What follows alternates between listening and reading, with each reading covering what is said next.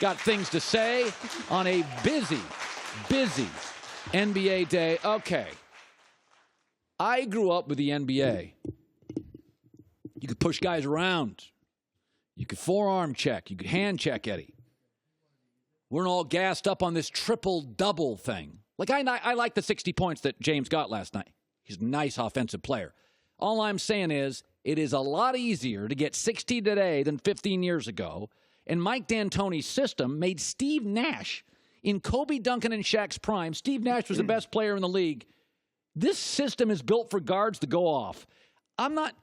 It's a nice night for James Harden. It ain't the greatest Houston Rocket night I've ever seen, like their announcer said. Let me say this real quick. If you ever get 60 points, I don't care when it was in the league, it's never hard. It's never hard to do that. Let me correct you on that. It's hard to get points in the league. Yes. It's hard to score. But it's easier 60. Today. It's easier to this point. It's not as physical. It's not as physical. You can't hand check. No, you can't hand check at all. It's just not as physical. But I don't think it's any easier to score. So are you blowing? You can think about it. When they had the illegal defense from rim to rim, it was imaginary line. They could really ISO you. If you crossed that line, you had to go double. So it was one-on-one. When they really said you were on an island, you were on an island. It's a little tougher now to get in that lane with the 2-9 and the defensive 3 seconds. You're allowed to even play zone nowadays. So it's a little. It could go either way, to be honest with you. Really? Yeah. I mean, it's tough to score in the NBA. Period. I'm not saying it's easy to score. I just think this whole triple-double thing is guards now have the ball the whole game. I mean, if you can't shoot, you can't be Ben Wallace anymore. There's no place for Ben Wallace in the league. There's no place for Bo Outlaw. There's no place for Dennis Rodman. You got to be, listen, Eddie, you'd be great in today's game. Oh, I would love it. If you can't shoot, you can't play. It's a shooter's league. All I'm saying is that the league now, there are games in the NBA, 28 teams average over 100. That is all.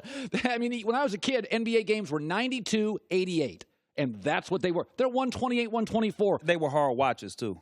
Well, I'm not saying they were a better watch. They were tough watches. Okay. So, LeBron, yesterday, Blake Griffin gets traded, or the day before, and LeBron had an interesting comment. I want to play this sound. This is LeBron James talking about players that get traded in the NBA, and, LeBron obviously is a very pro player. Here's what he said.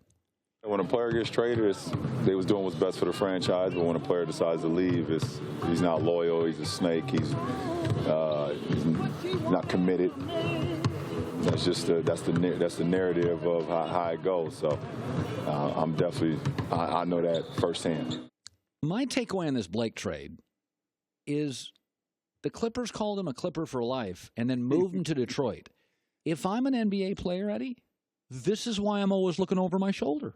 This is why I have no problem if I'm Kevin Durant. I'm like, bro, I see what you do to Blake Griffin. L.A. to Detroit? Like, you're a former player. How does this land for players? I think LeBron hit it right on the head.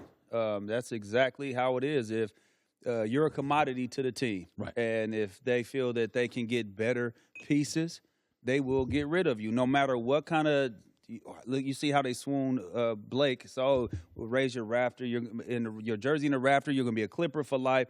And then had his plane ticket in their back pocket at the same time. You know what I mean? So I agree with LeBron. And then it's a problem when the player takes the power away from the organization and say, hey, this is where I want to go. Yeah. Then it becomes an issue. So I totally agree with LeBron. He's totally right with that. I feel, and I said this with Kevin Love getting hurt. Listen, man, LeBron got the city a title. It just feels, Eddie, like to me, he is so out of Cleveland. It's just, listen, he left the Aqua Water, Pat Riley, Dwayne Wade, his best friend, Mickey Arison, a great franchise. He don't even like Dan Gilbert. Like, doesn't it feel like to you it's over? Yeah, it seems like it's over. And if they're going to make a run now, as bad as they've been playing, they're still going to make the playoffs. They'll still finish third or fourth, depending with Kevin Love being out. And, Washington just got John Wall just got injured. If they make a move for, like everybody keeps talking about, DeAndre Jordan and Lou Williams, they're going to have to give away that Brooklyn pick. And LeBron's not going to come back because they're not going to win even with that. So I think that put a different spin on it. The Clippers will look good. Clippers will have 3 first-round picks. Then they'll be able to get another free agent. LeBron could come to the Clippers, and they can make something happen. That's making sense to me, more so than him going to the Lakers. Because the Lakers do have good pieces with Lonzo, with Kyle Kuzma, with Ingram. But can they make a legitimate run at the Warriors? I don't think so with that.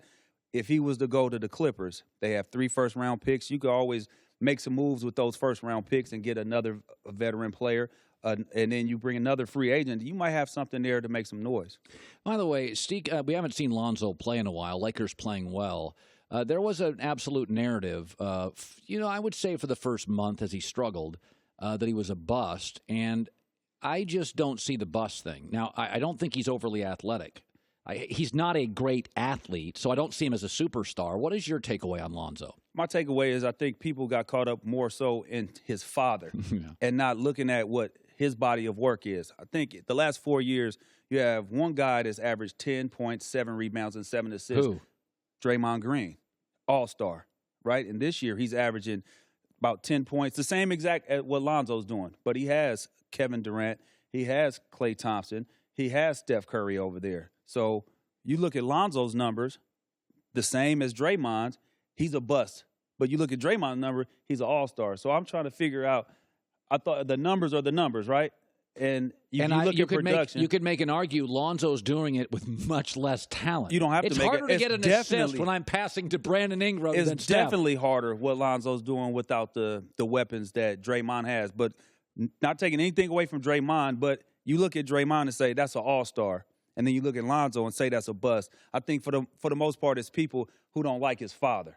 Yeah, listen, his dad is got a very, they always talk about a president's approval rating. I think LeVar's approval rating is very low.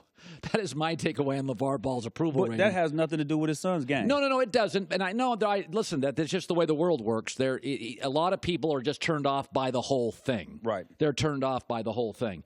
Yeah, that Blake Griffin thing with that trade is, you like Blake's game. My knock on Blake has always been is that, listen, man, you got to adapt in this league. And he feels like a Hummer in a league full of Teslas.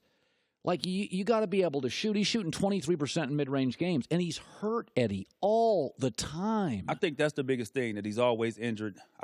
He worked on his game. He developed that elbow jumper. He hit the 15-foot jumper from the baseline.